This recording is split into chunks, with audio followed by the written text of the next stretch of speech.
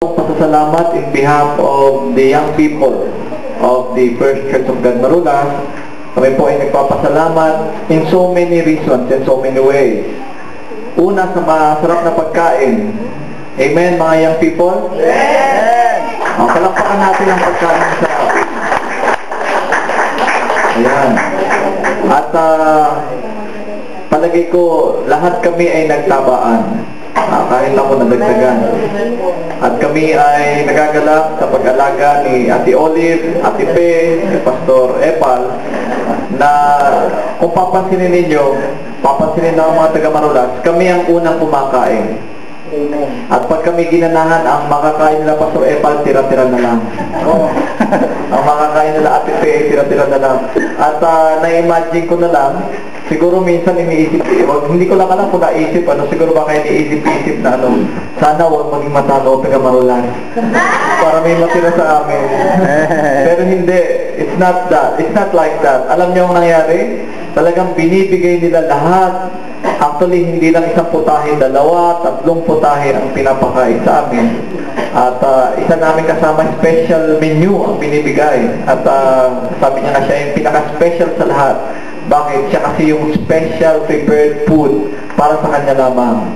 Kaya kami tuwa-tuwa at galak-naglak at hindi po nasayang ang pagpunta namin dito. At gusto ko pong ma-confirm at reaffirm ng mga kasamahan po namin young people na pag kayo nakausap one by one, nakausap sa grupo, mga kapwa kabataan, tunay nga po na naging makabuluhan. At alam ko na ang mga kabataan namin kasama ay maraming ikukwento pag-uwi. Amen?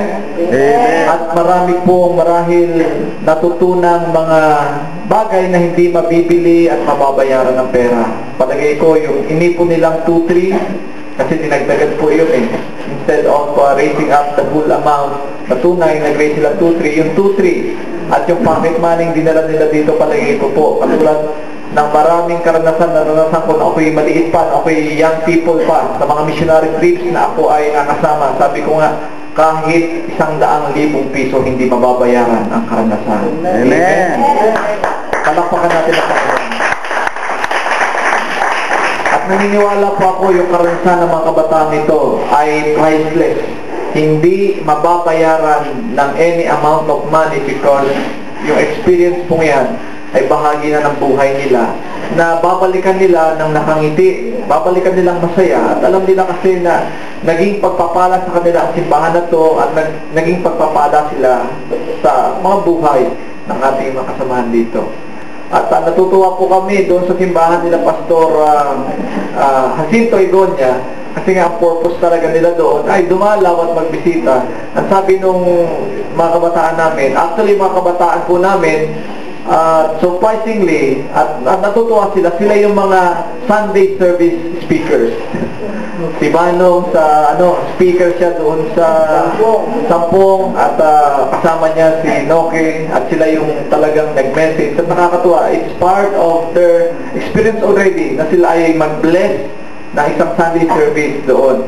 Si Nico at si Keystar sa testimony daw at message na binigay at silang ginamit. At nakakatuwa, may love gift silang pauwi. Binigyan sila ng love gift. Talaga. At tawag daw sa kanila mga pastor.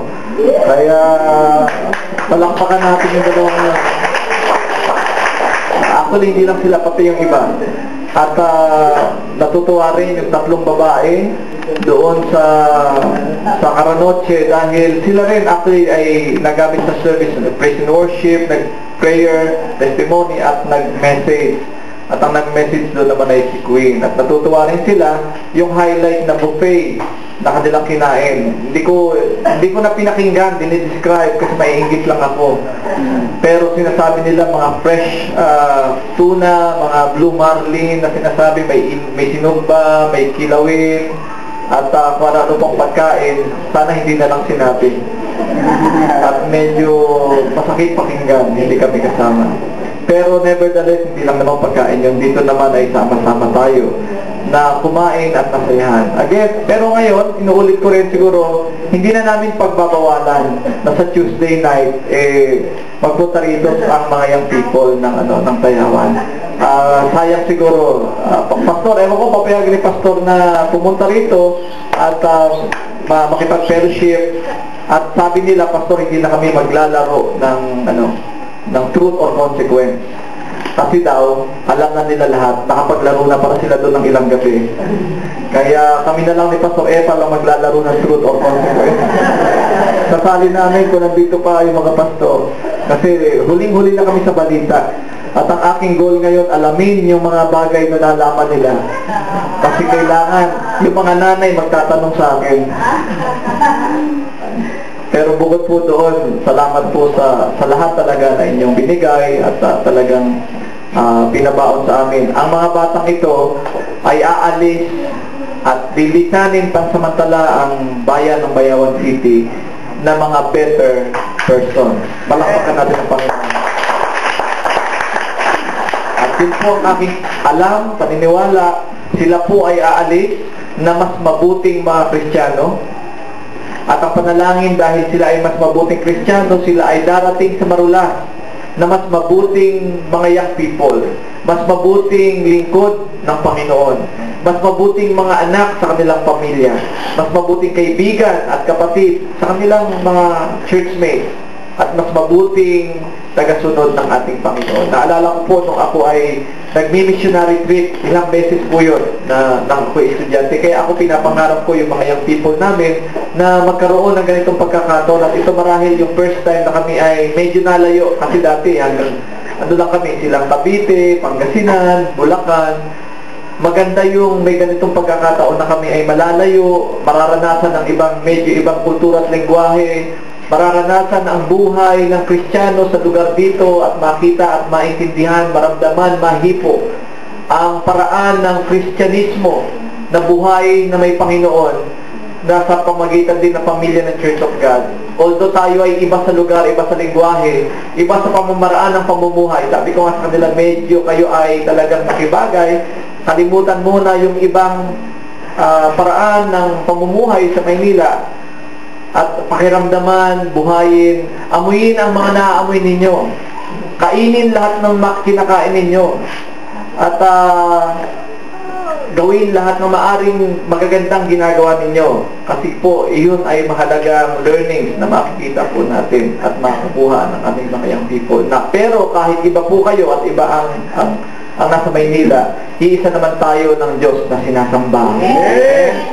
Kaya natutuwa po kami na ang pagpapala ng Panginoon ay kung paano sa amin ay ganun din dito. At ang panalangin namin, nawa katulad ng sinabi nila Banong, nila Keystar at nila Queen na iniwan nila doon at iba pang mga young people. Patuloy po namin ini-encourage ang mga young people na nandito. Na magpatuloy kayo, maging matatag, maging matyaga, na kayo ay hindi nag-iisa. Maraming mga young people din sa Marulas na katulad ninyo na sinasamba ang iisang Diyos na maibigin, mapagmahal. Na katulad din po ng mga